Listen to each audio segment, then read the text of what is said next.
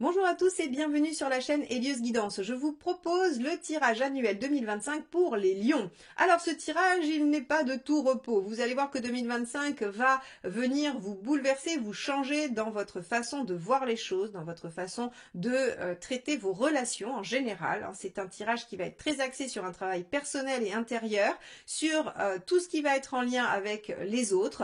Beaucoup moins sur l'aspect social, mais il y aura quand même des petites indications. Je vais vous laisser découvrir ce tirage, mais avant ça, évidemment, n'oubliez pas de vous abonner à la chaîne. C'est comme ça que vous la faites grandir et elle en a besoin. Donc merci infiniment. Merci de liker, commenter et partager. Un simple emoji ou une simple émoticône dans les commentaires suffisent.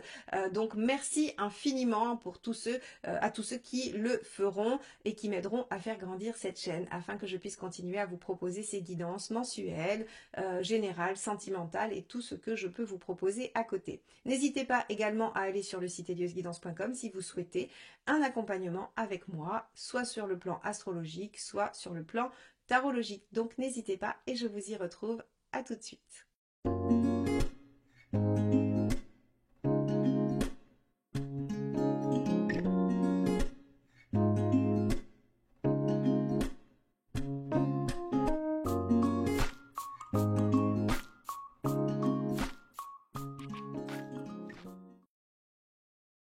Jetons un œil à votre roue astrologique, les lions, donc pour cette année 2025. Alors, vous êtes en maison 1, vous êtes avec la maison Dieu. La maison Dieu, c'est de la remise en question, c'est les prises de conscience, c'est les bouleversements intérieurs, c'est le fait de mettre en lumière ce qui ne l'était pas jusqu'à présent. Donc, j'ai l'impression que ça va être une année où vous allez vous remettre vous-même en question ou bien vous allez remettre des aspects de votre vie en question. Vous allez bouleverser les choses. Il se pourrait que vous ayez envie d'envoyer balader des choses, que vous ayez envie de bousculer vraiment vos habitudes ou un domaine de votre vie. Alors, cette maison Dieu, on va voir comment elle se diffuse dans les différents domaines, s'il y en a qu'elle va toucher plus ou moins, et s'il y a des domaines qui vont être plus ou moins protégés. On voit déjà avec la maison 2 ici, le diable, que tout ce qui va être de l'ordre de la stabilité, de la concrétisation, va être vraiment sous votre contrôle, les lions. Là, pour le coup, le diable, il arrive à ses fins, donc on pourrait avoir une amélioration de la situation financière, une amélioration de la situation, on va dire, globale matérielle. Vous pourriez acquérir des choses ou stabiliser une situation ou avoir une augmentation ou encore, je sais pas, tout ce qui va favoriser finalement votre amélioration. Et c'est grâce à votre ingéniosité, grâce à votre côté stratège, malin, ou en tout cas vous êtes vraiment dans la notion de maîtrise. Donc ici, j'aurais tendance à dire que on pourrait imaginer entre Maison Dieu 1 et Diable 2 que vous prenez des risques financiers et que ça porte ses fruits. Par exemple, vous pourriez avoir fait un investissement qui sera porteur, vous pourrez peut-être décider de prendre votre courage à deux mains pour aller voir votre patron et lui dire maintenant ça suffit, il faudrait m'augmenter et ça marche. On a vraiment probablement le fait de se mettre en mouvement, de se bousculer, ou en tout cas de prendre un risque, de se jeter à l'eau, va donner en fait des choses assez positives sur l'aspect matériel concret de votre vie. Ou bien on pourrait imaginer que cette maison Dieu, cette remise en question, ne touche pas la sphère matérielle et que celle-ci reste en totale maîtrise avec une stratégie bien définie. Voilà, ça pourrait être ce genre de choses, mais en tout cas, avec un diable en maison 2, on est plutôt bien matériellement, les lions, sur cette année. Si votre situation était catastrophique, elle va s'améliorer. Si elle était déjà bonne, eh bien, vous allez la faire fructifier. Alors, on va aller voir dans la maison 3. La maison 3, on a l'arcane 13, on a la mort ici dans ce jeu-là, qui en fait nous dit qu'on va avoir des changements dans les proches. La maison 3, ça va être les gens que vous côtoyez au quotidien. Ça peut être vos clients si vous avez des clients, ça peut être vos patients si vous êtes dans le soin, ça peut être vos collègues de boulot, ça peut être les gens que vous croisez au quotidien, vos frères, vos sœurs, vos cousins, cousines. En tout cas, on va avoir toutes les relations horizontales comme ça. Et là, avec l'arcane 13, on voit qu'il y a un environnement qui change. Alors, par exemple, si vous changez de vie professionnelle, eh bien, vos collègues vont changer, on peut avoir un arcane 13 dans la maison 3. C'est-à-dire que si vous êtes muté dans un autre service, si vous changez d'entreprise, eh bien, on va dire vos contacts quotidiens vont être transformés, vont être changés, et ça peut être la signification d'un arcane 13 dans cette maison-là. Sinon, on peut avoir des ruptures avec des gens de sa famille, des frères, des sœurs, des oncles, des tantes, des cousins, cousines. On peut avoir des ruptures, des disputes, voilà, des changements dans les relations. Donc à voir. Et on a aussi probablement des changements dans ces déplacements quotidiens. Alors, je vais pas opter pour un déménagement parce qu'on a un empereur dans la maison 4. Ça veut dire que tout ce qui est en notion avec le foyer est assez stable. Il n'y a pas de changement manifeste, surtout qu'avec la maison 6 qui est le quotidien, on a un pendu. Donc je ne pense pas que ce soit un déménagement. Par contre, vous pouvez avoir des modifications professionnelles qui vous obligent à faire plus de déplacements ou à changer vos habitudes, ou qui vous obligent à changer votre environnement. En tout cas, on voit ici déjà sur ce premier triptyque qui va nous parler vraiment de vous et de ce qui vous concerne, on va dire, dans la sphère proche, que vous êtes plutôt dans une dynamique de changer des choses, de prendre conscience, de modifier, mais matériellement, vous êtes maître du navire, il n'y a pas de difficulté majeure, vous contrôlez la situation et vous l'améliorez, et ça engendre des changements, des modifications dans votre entourage. En revanche, donc maison 4, comme je vous l'ai dit, empereur, la maison 4 c'est votre foyer, c'est votre chez vous, c'est aussi votre intériorité, eh bien il y a une stabilité extérieure. Pour moi, je vais vous dire, mon intuition c'est qu'ici, quand je regarde votre roue, je pense que concrètement, il n'y a pas grand-chose qui change. Il n'y a pas de modification au foyer, il n'y a pas de modification de cet ordre-là, de déménagement comme je vous l'ai dit. Par contre, avec une maison Dieu en 1 et un empereur en 4, on a un conflit. C'est-à-dire que l'empereur, au niveau de ce que vous êtes profondément, il y a des certitudes, il y a des postures avec un empereur où en fait on est sûr de soi et où voilà, on n'a pas envie de déroger de ce que l'on est, de ce que l'on croit, de ce que l'on sait. Eh bien, la maison Dieu, elle a envie de venir blackbouler tout ça. Elle a envie de venir mettre le bazar. Elle a envie de tout remanier.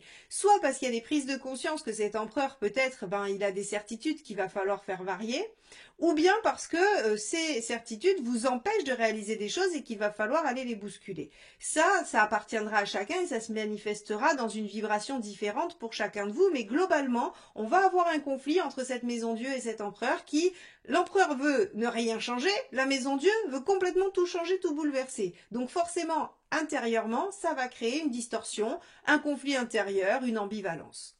Ok, on va regarder ce que ça va générer. Eh bien, dans la maison 5, on a une lune inversée. Donc, dans l'expression de vous-même,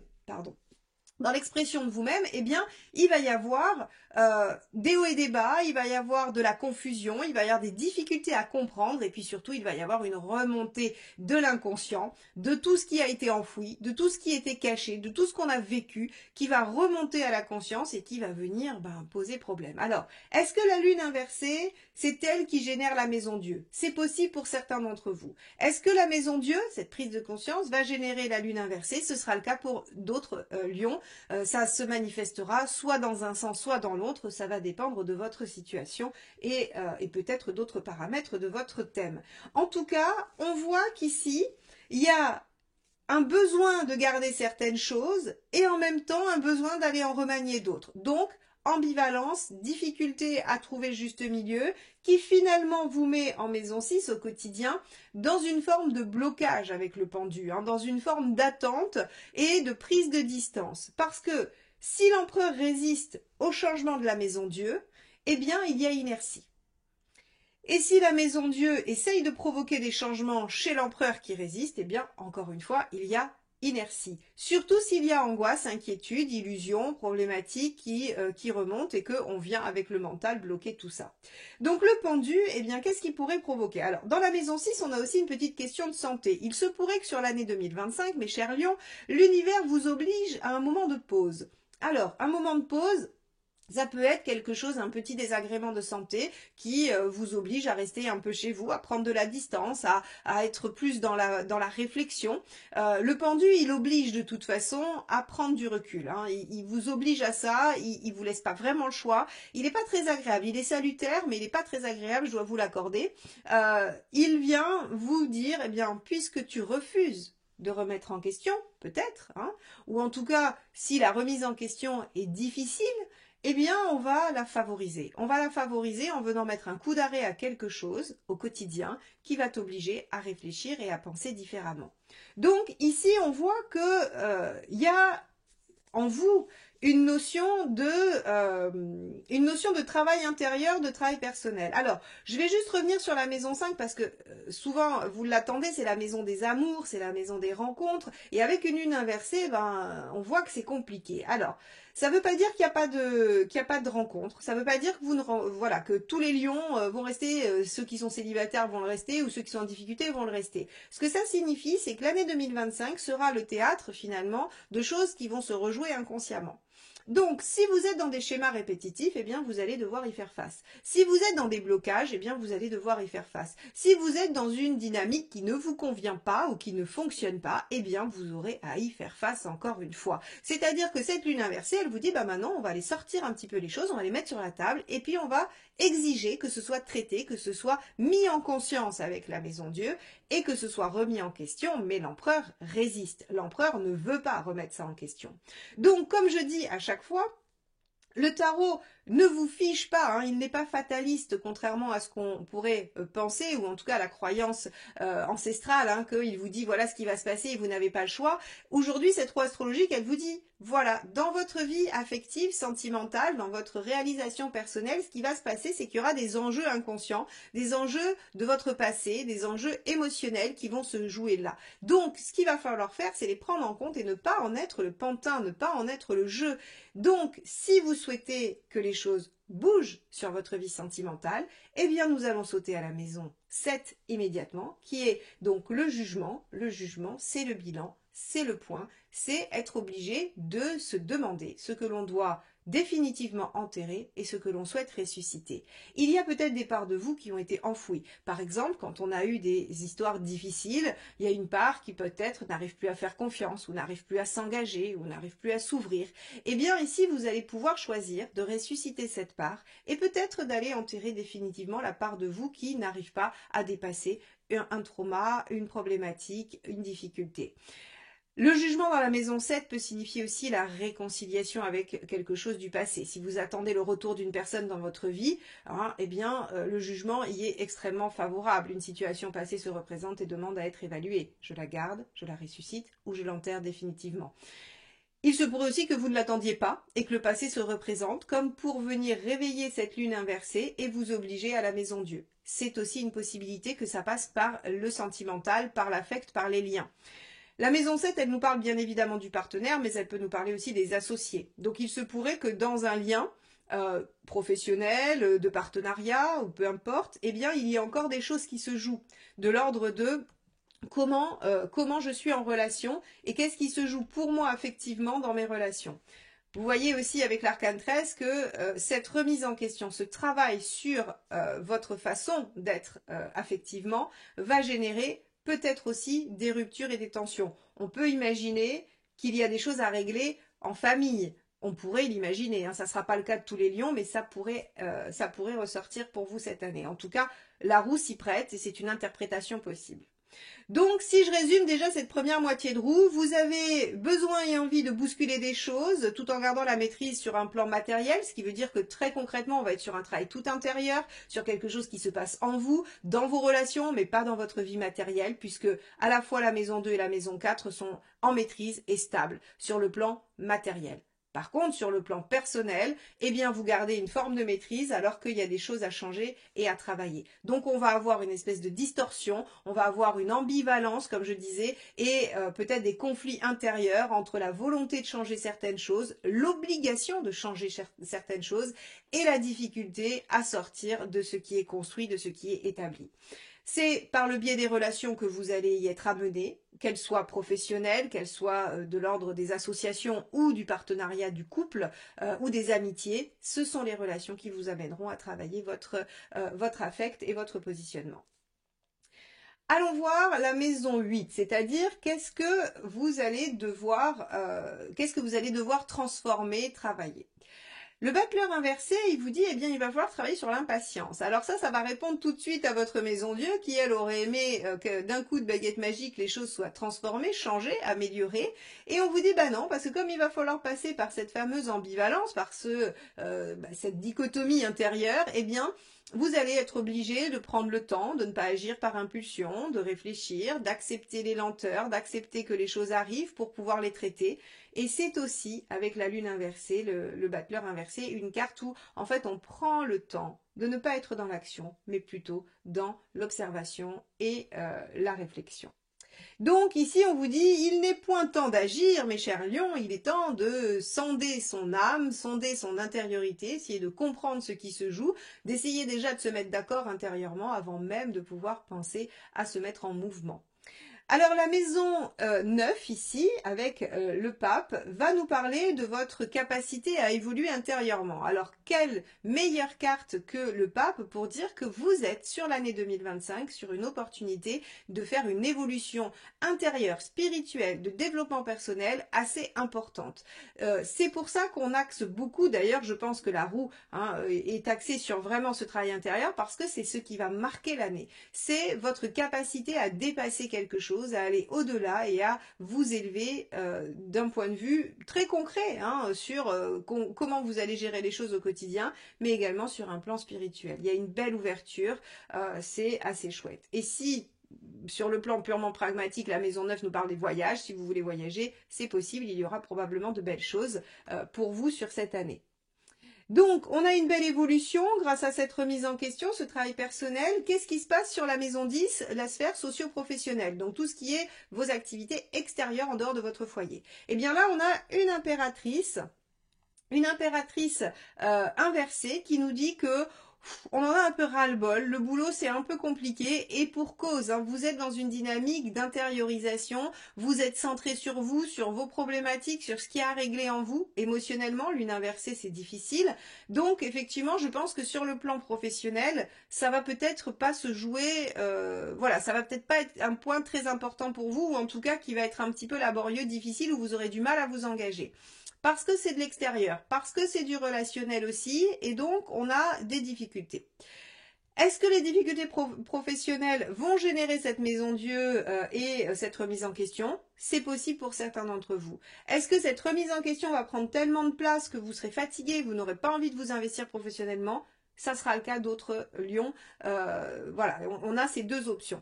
L'impératrice inversée, elle aimerait bien qu'on la soulage, elle aimerait bien être soutenue. Alors vous pourriez aussi reconsidérer ici, si vous êtes indépendant ou dans un travail, dans une entreprise, vous pourriez reconsidérer le partenariat, le jugement. Vous pourriez rappeler quelqu'un, vous pourriez essayer de ressusciter un fonctionnement d'associé ou de partenariat. Parce que vous avez besoin de soutien, besoin d'aide. L'impératrice inversée, elle ne veut pas tout gérer toute seule.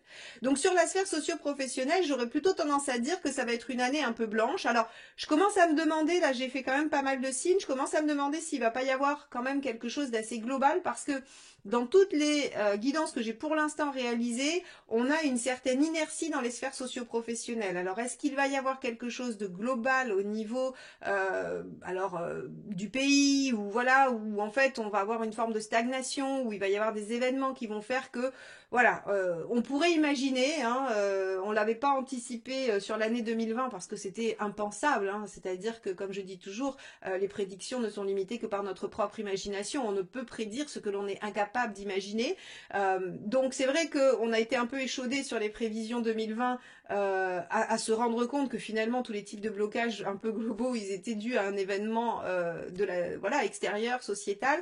Là je me demande si on n'est pas un peu sur la même chose, alors aucune idée de ce qui pourrait se passer, mais là, en regardant votre roue, je me dis quand même, ça fait pas mal de tirages où j'ai pas une activité énorme sur la sphère socio-professionnelle et j'ai beaucoup de travail intérieur. Donc après, c'est peut-être une année qui va recentrer les gens sur leurs propres besoins, peut-être tout simplement, mais en tout cas, on n'a pas une grosse activité et il n'y a pas d'événement majeur. Donc on ira voir après sur les 2 semestres ce que ça nous dit plus précisément. Alors on a La maison 11 qui, elle, va nous parler de votre vie sociale, de tout ce que vous faites, voilà, de ce que vous pouvez mettre en œuvre avec les autres à l'extérieur, dans vos loisirs, dans vos engagements. Alors ça peut être engagement politique, engagement dans les clubs de sport, engagement dans les écoles de vos enfants ou encore ce genre de choses. Et bien là, avec l'ermite inversé, on vous dit que c'est très favorisé. On vous dit que c'est très favorisé et que finalement, peut-être que vous allez engager quelque chose de plus global, de plus large, de plus grand, par rapport à des relations plus serrées, hein, où là il y a des difficultés avec l'arcane 13, on voit que sur la sphère plus globale, vous pourriez prendre plaisir à vous inscrire dans un club de quelque chose et à vous noyer un peu dans une masse pour agir. Vous pourriez avoir envie de vous mobiliser pour une cause, vous pourriez avoir envie d'être le porte-parole avec l'ermite inversé de quelque chose qui vous tient à cœur, le lion, grand défenseur, grand protecteur, vous pourriez avoir envie de vous engager dans cette voie-là et être vraiment dynamique sur la sphère extérieure. Alors, on ira voir aussi si c'est source de satisfaction, mais je pense, puisque dans la maison 12, on voit qu'on vous demande d'avancer de toute façon. On vous demande de progresser, de dépasser les obstacles. Cette année, vous allez vous trouver, hein, on a vu sur la première moitié, vous allez vous trouver face à des choses qui vont vous mettre en difficulté, qui vont vous mettre en résistance, et le chariot, en maison 12, vous demande de dépasser ces obstacles. Il vous demande de prendre votre vie en main, d'attraper les rênes et de dire ok, j'y vais, je trouve les solutions, j'avance et je progresse. Donc, mes chers lions, sur cette roue astrologique qui nous montre que on a un travail intérieur assez profond, assez intense, on a la possibilité, avec la lune inversée et le jugement, de régler des choses karmiques au niveau affectif et relationnel.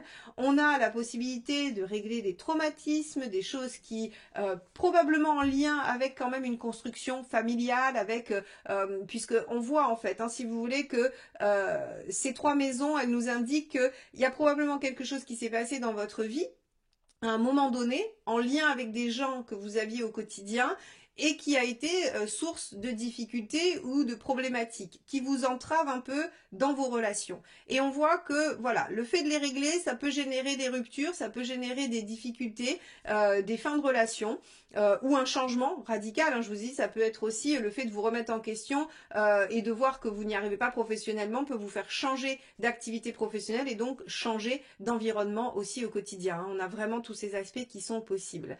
Donc, on va aller voir ce qui se passe un peu mois par mois. On va commencer par le premier semestre de janvier à juin.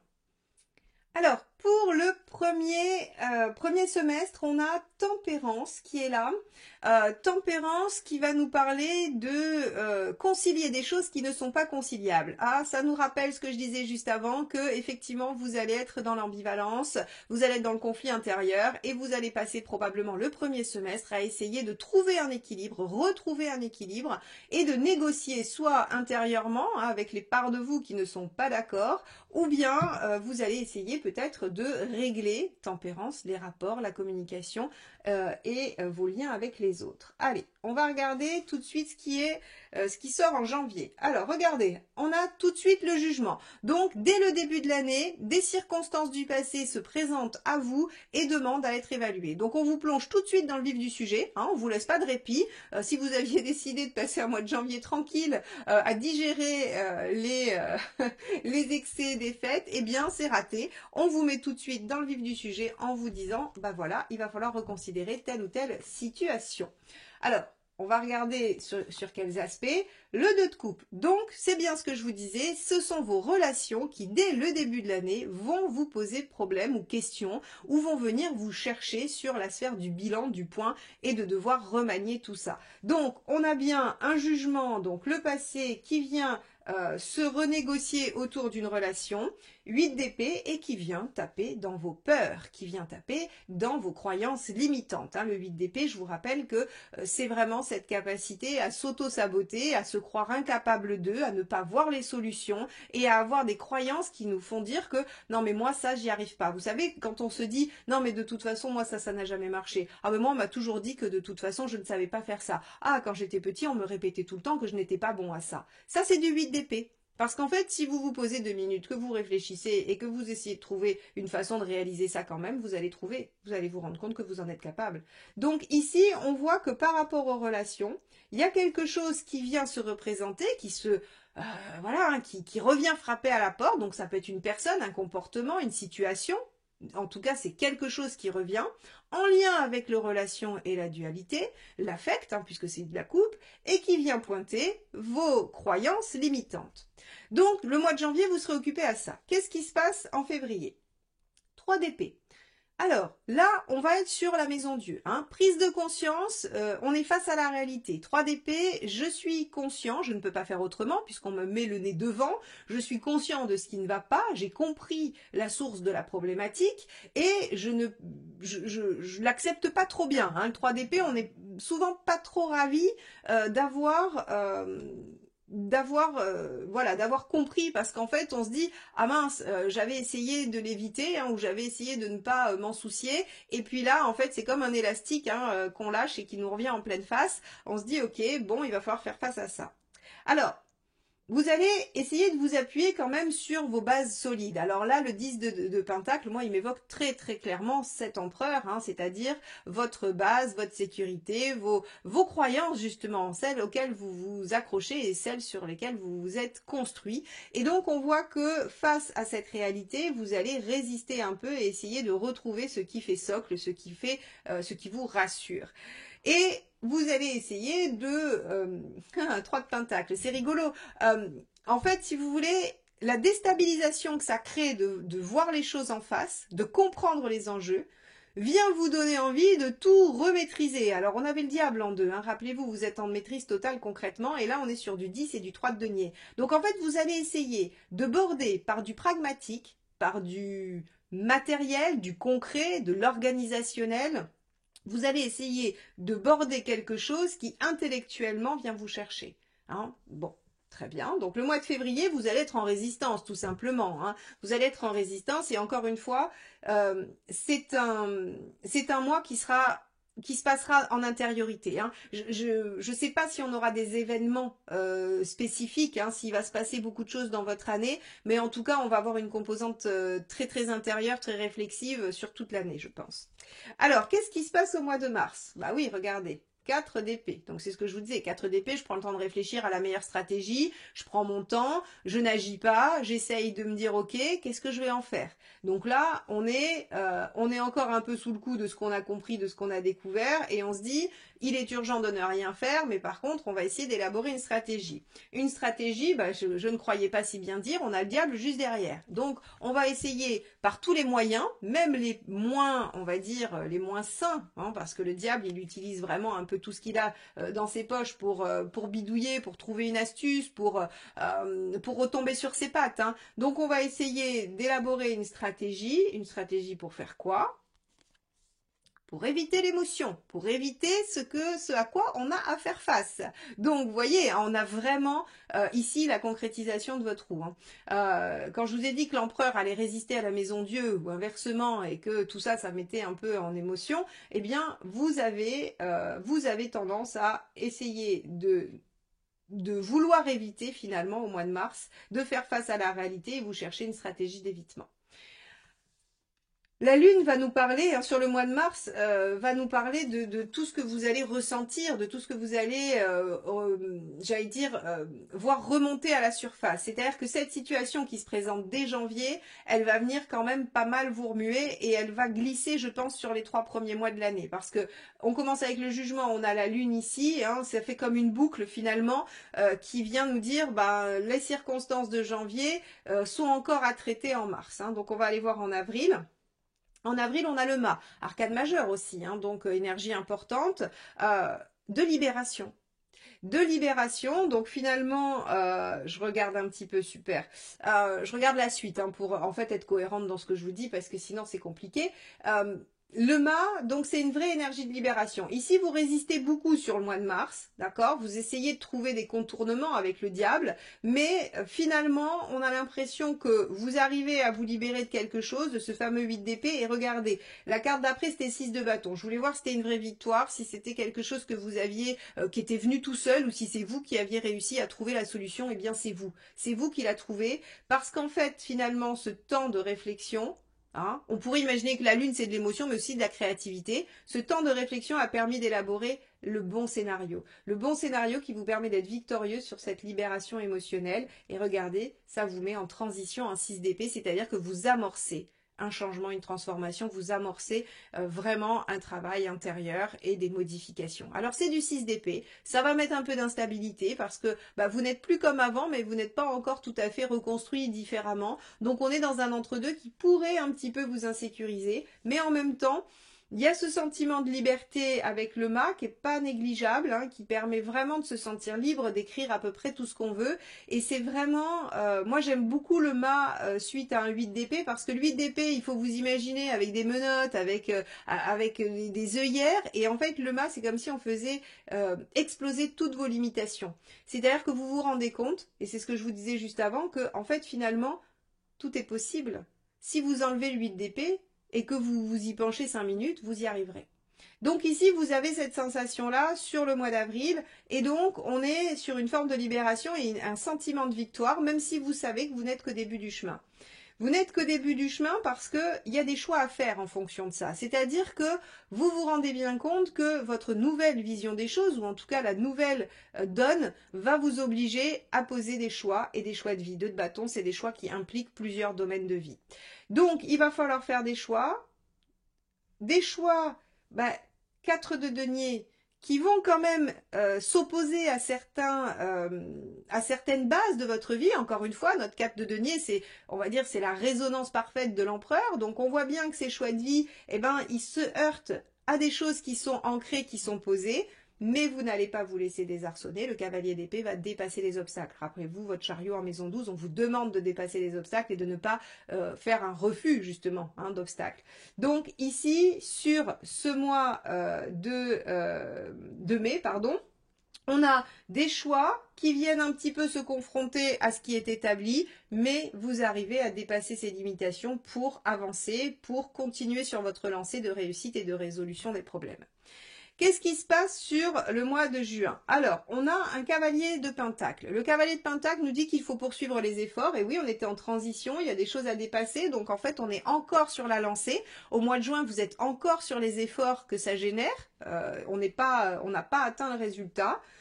Il y a la reine de coupe qui est là, qui nous dit que on est beaucoup plus dans l'intuition, dans le ressenti, on est apaisé émotionnellement. La reine de coupe, elle est chouette parce qu'en fait, elle nous dit que on est en capacité d'être à l'écoute de l'autre et à l'écoute de soi-même. Donc, il y a un peu plus de réciprocité. Rappelez-vous, on avait quand même un enjeu sur le relationnel qui a commencé très fort en janvier. Et là, on est apaisé par rapport à ça. Et regardez, as de cristal, donc c'est l'as d'épée. On peut reprendre un nouveau départ, mais différemment. Moi, j'aime beaucoup l'as d'épée parce qu'en fait, il vous dit, ok, c'est le renouveau, nouveau départ, mais il y a une notion d'innovation, c'est-à-dire qu'on ne refait pas pareil. Vous avez fait tout un processus de travail sur vous, vous avez compris des choses, vous avez travaillé, vous avez réfléchi, vous avez élaboré une stratégie, vous vous êtes libéré, ce qui veut dire qu'aujourd'hui, vous savez que ça va vous demander encore des efforts, mais il y a une belle ouverture et une belle réciprocité, en tout cas un bel équilibre, une fluidité dans l'émotion qui vous permet de refaire les choses différemment. Donc, si par exemple vous avez une situation du passé, alors c'est rigolo, les cartes se sont échangées, mais c'est pas grave, c'est qu'elles devaient sortir comme ça, on va les laisser, y a pas, ça change pas le sens de toute façon.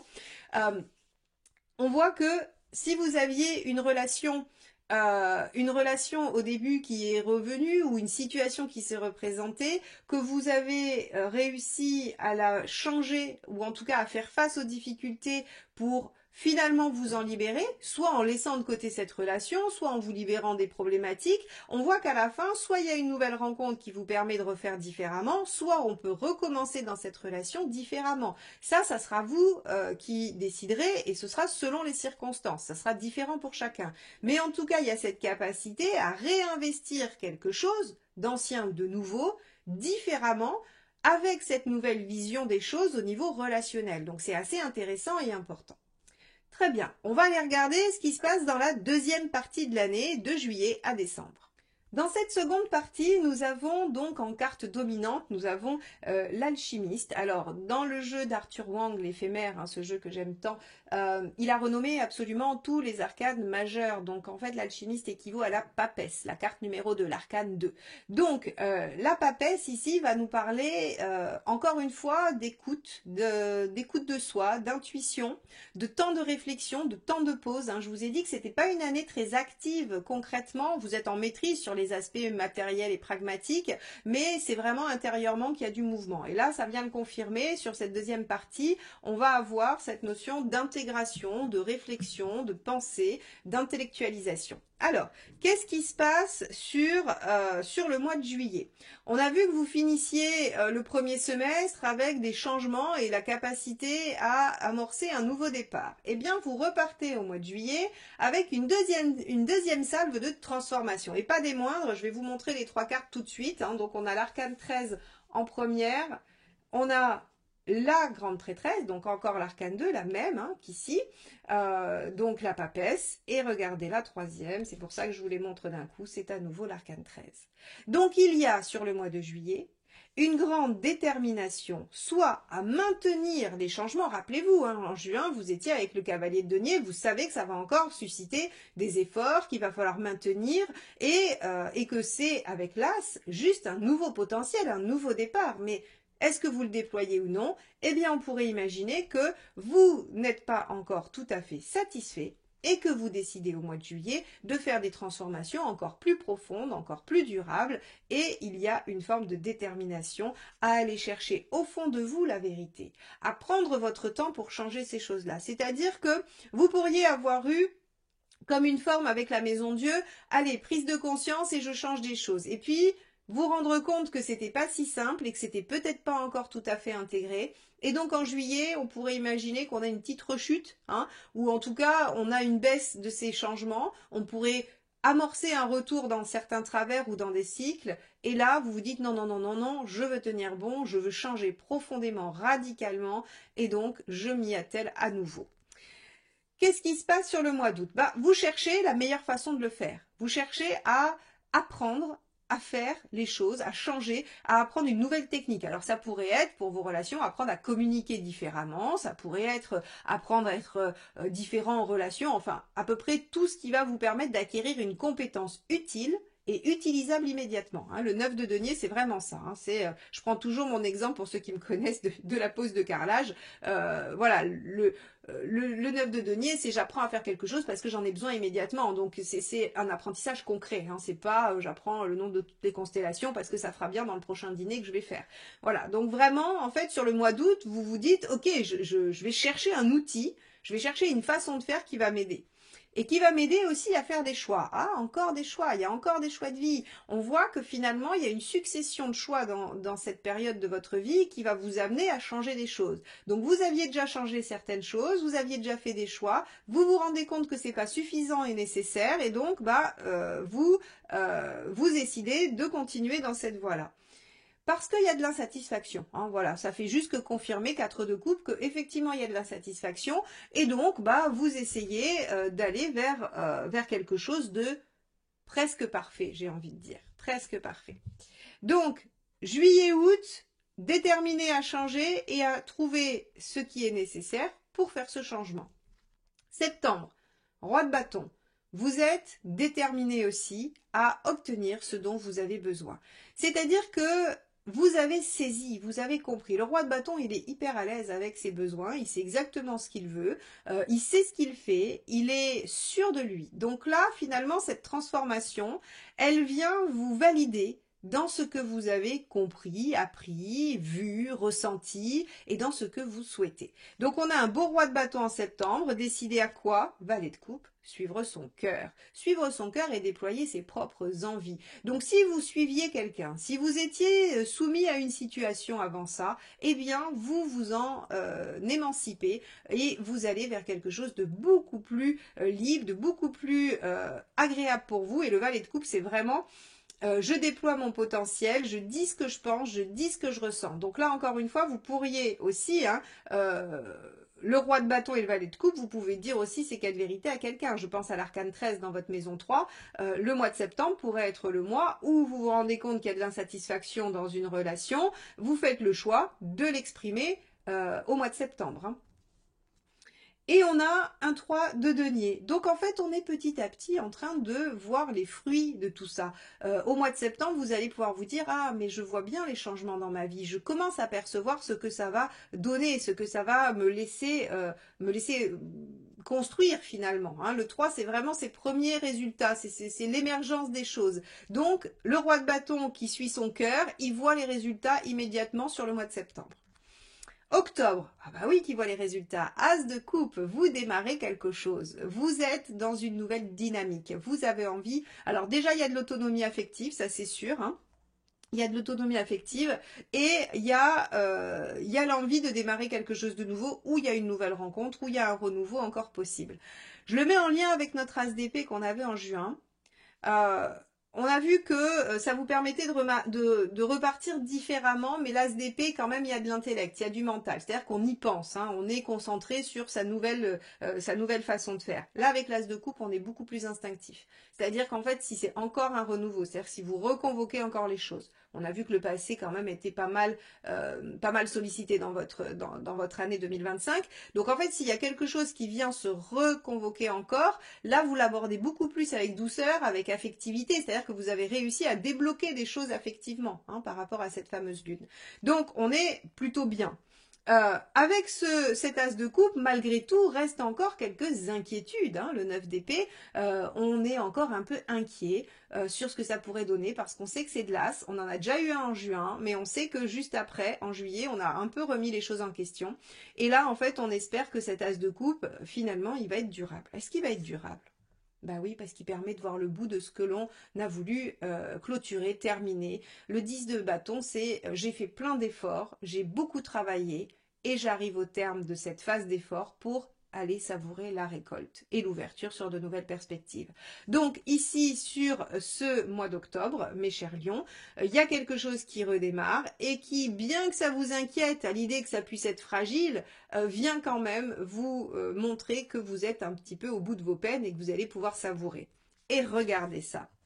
Magnifique. Je regarde un peu, je vous garde le suspense pour vous, mais je regarde un petit peu pour voir comment ça se déploie, mais c'est superbe. Regardez. As d'épée. D'accord? Donc, sur le mois de novembre, on avait ici, alors, octobre, as de coupe, mais on est un peu inquiet, pourtant on voit que c'est la fin.